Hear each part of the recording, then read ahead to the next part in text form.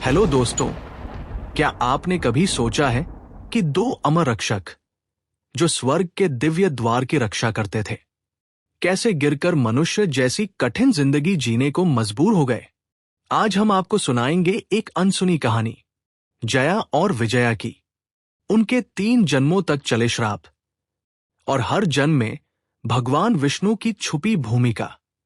चलिए शुरू करते हैं। जया विजया की अमर यात्रा। वैकुंठ, एक ऐसा स्थान जहां न दुख है न समय। यहां रहते थे जया और विजया, भगवान विष्णु के अमर रक्षक। वे विष्णु के द्वारों की सुरक्षा करते और पूरे ब्रह्मांड में संतुलन बनाए रखते थे।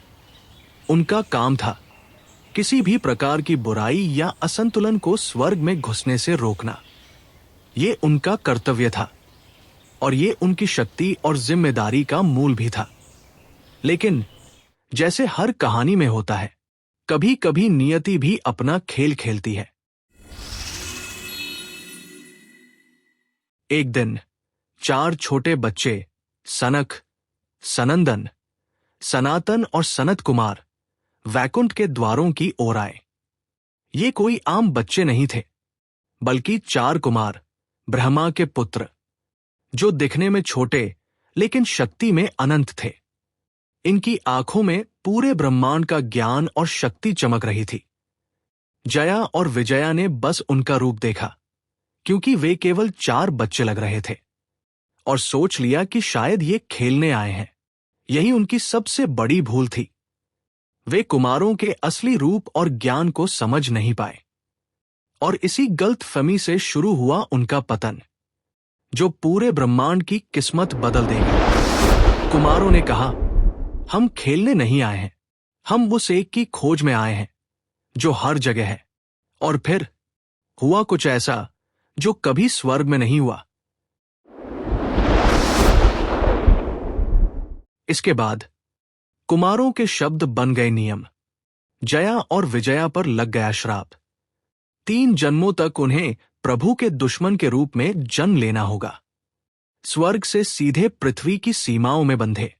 ये अमर रक्षक अब खेल के पात्र नहीं रहे, वे बन गए अवतारों के विरोधी।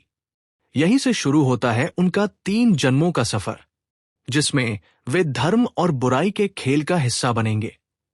और हर जन्म में देखिए कैसे भगवान विष्णु की छुपी हुई भूमिका उनके संघर्ष को नए आयाम देगी। इसी श्राप के चलते जया और विजया के 3 जन्म पृथ्वी पर धर्म और अधर्म का संघर्ष लेकर आए। पहला जन्म हिरण्यकश्यप और हिरण्याक्ष।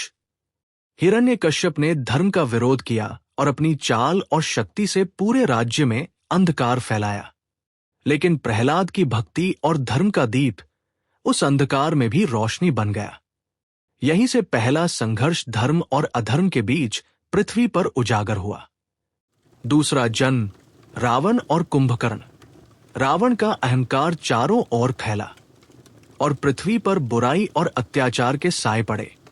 तब राम के अवतार ने आकर पूरे संसार में संतुलन स्थापित किया और धर्म को विजय दिलाई। तीसरा जन्म शिशुपाल और दंतवक्र। उनका अहंकार और द्वेष चारों तरफ फैला, लेकिन कृष्ण के आने से चक्र पूरा हुआ और धर्म की रक्षा हुई।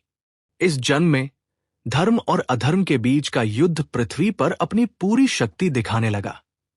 ये सब सिर्फ सजा नहीं, बल्कि विष्णु के ब्रह्मांडीय खेल का हिस्सा था।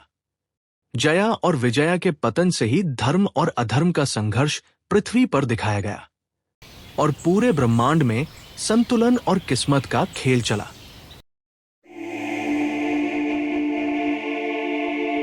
वैज्ञानिक इसे कहते हैं क्वांटम फॉल, जहां संभावनाएं अपने ठोस रूप में बदल जाती हैं। बिल्कुल इसी तरह कुमारों की धारणा और शक्ति ने जया और विजया को अमर चेतना से बंधे प्राणी में बदल दिया। ये सिर्फ एक कथा नहीं, बल्कि ब्रह्मांडीय नियम का एक अनिवार्य हिस्सा था। और इसी खेल के माध्यम से उनकी गिरावट को वैज्ञानिक दृष्टिकोण से समझा जा सकता है। जब जया और विजया गिरते हैं, भगवान विष्णु आते हैं, ना गुस्से में ना नाराज होकर, बल्कि कृपा और मार्गदर्शन देने के लिए। वे कहते हैं, तुमने अपना कर्तव्य निभाया, लेकिन हर प्राणी में मुझे देखना सीखो। अब अपना मार्ग चुनो। कभी भी छोटी भूल भी बड़ी तकदीर बदल सकती है। याद रखो, गिरावट सीखने के लिए होती है, दंड के लिए नहीं। जया और विजया का अगला जन्म एक राजा के रूप में होगा, इतना धर्मी कि भगवान विष्णु खुद उसके द्वारपाल बनेंगे। अगर आप जानना चाहते हैं कि अगले किस्से में क्या होगा, तो जरूर देखें पार्ट 2, बाली और वामन।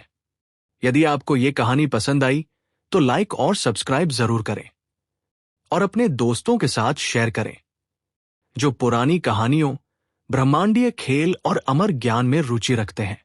साथ ही बेल आइकन दबाना न भूलें ताकि आप किसी भी नए किस्से को पहले जान सकें।